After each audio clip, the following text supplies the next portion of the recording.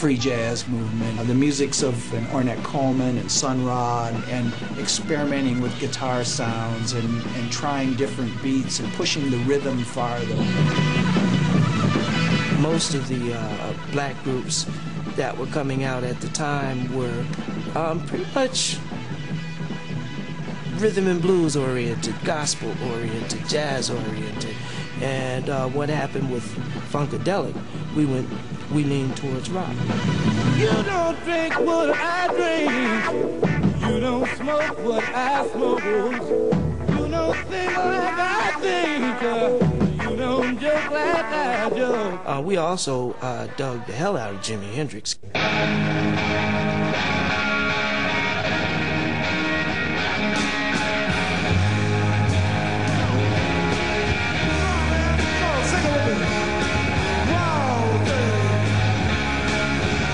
Back at that time, if your amplifier squealed, that was considered, you know, man, your amp's squealing, you gotta do something. So Jimmy got up there and started.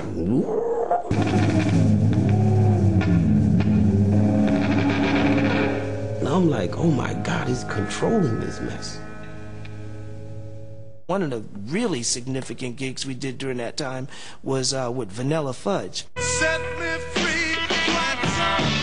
What happened was the guys that was driving our equipment had an accident, so they say. When the equipment didn't show, Vanilla Fudge, you know, these guys were like superstars, right? But they were real nice and agreed to let us use their equipment as long as we didn't tear it up, you know. Because, I mean, us being black, we was known to tear shit up, you know. And they had the state-of-the-art stuff. None of us had ever played on any equipment like that. It was so large, it was ridiculous. That was the night that we found our niche.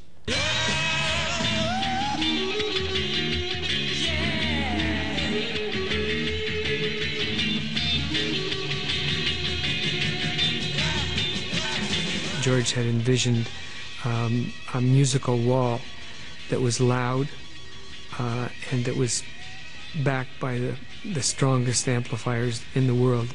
The plan was to take the funk and rocketize it and put it out to the masses. We found that the vibe was more important than them actually hearing us. Some people, we can't hear you, we can't hear you. And we'd be like to argue amongst ourselves. Man, we can't hear ourselves. That ain't important right now. You know, and that was pretty deep for a group that specialized in singing. But I knew then it was about making faces, jamming, having a good time.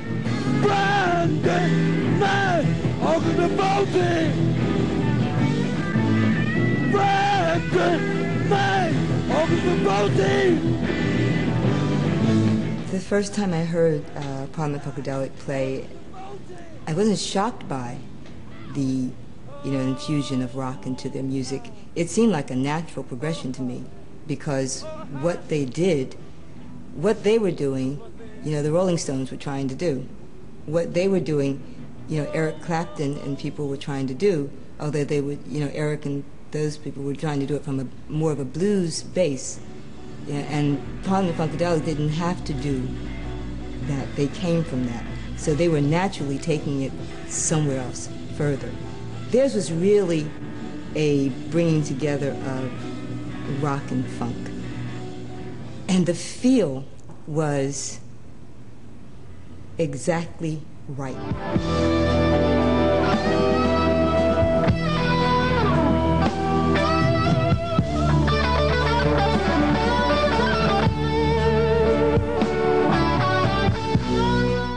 Maggie Brain, a brother crying his soul out. Okay. Maggie Brain is a state of mind. All right. To get you out of the heroin mood. Okay. The way I understand it, George put Eddie in the middle of a whole bunch of amps, just surrounded him with amps, and just said, play. Billy and Tal and them came up with the rhythm that.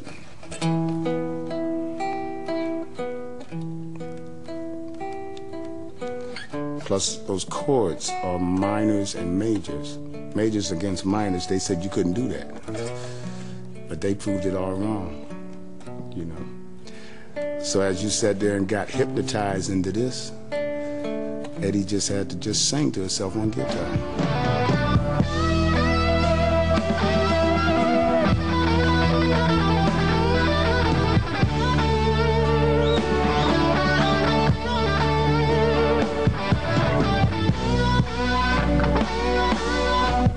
He's a guy that discovered electric guitar and distortion and feedback with a vengeance. Eddie was one of those guys with superior technique that took a lot of acid and just went out from there.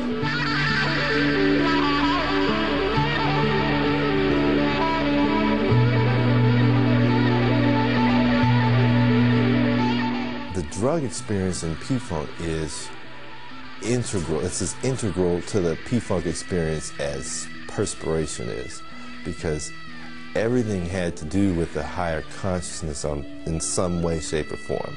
I think the acid influenced everything cross-culturally because it helped destroy traditional ways of thinking. I think his early experiments with drugs, very much like mine, psychedelic drugs, I kind of influenced a lot of what he did and how he heard music, how he heard sounds, and how he heard how he felt inside spiritually about what he was going to do. We would be tripping on acid. I would go into what I always laugh and joke as ooga booga. You know, witch doctor is just babbling. And I would say something like, free your mind, your ass will follow. And to me, that was funny as hell. Free your mind. Free your mind and your ass. Who give me mine? Free your mind and your ass will follow. The kingdom of heaven is within. The kingdom of heaven is within. The kingdom of heaven is within.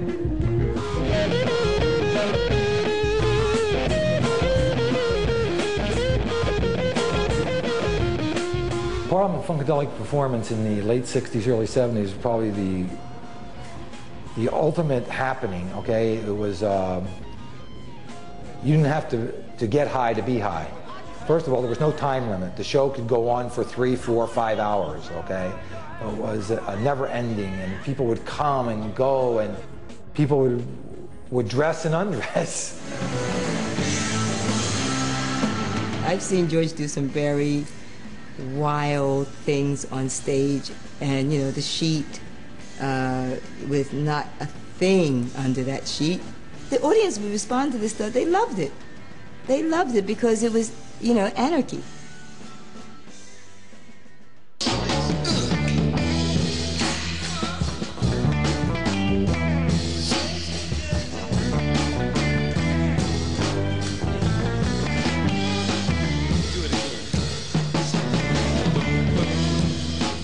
At that particular time, we were hearing more and more about the Funkadelic thing everywhere we went. My whole thing was, we from the James Brown School, we the tightest band, tightest, funkiest mothers you ever want to meet. You know, I mean, to be funky is one thing, but to be tight and funky, that's what we learned from James. Boot that! Boot that! Boot that! Come on! Come on! Get it! Come on! Do it! Come on!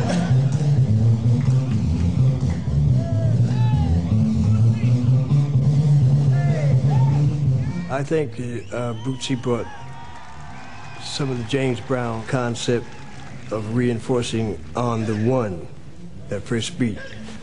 Doom, everything from there. Trust. For. Call me Casper. Holy Ghost. Holy Ghost. Sing. He had that rhythm. We were able to, with Bernie, myself, and Gary, and the rest of us, were able to take and do what we knew from Motown, what we seen with Sly, and everybody else. We were able to take that and make a real classy jazz, funk, and then be as silly as we were with Funkadelic. George is the doctor. He allowed me to experiment in his lab. By him letting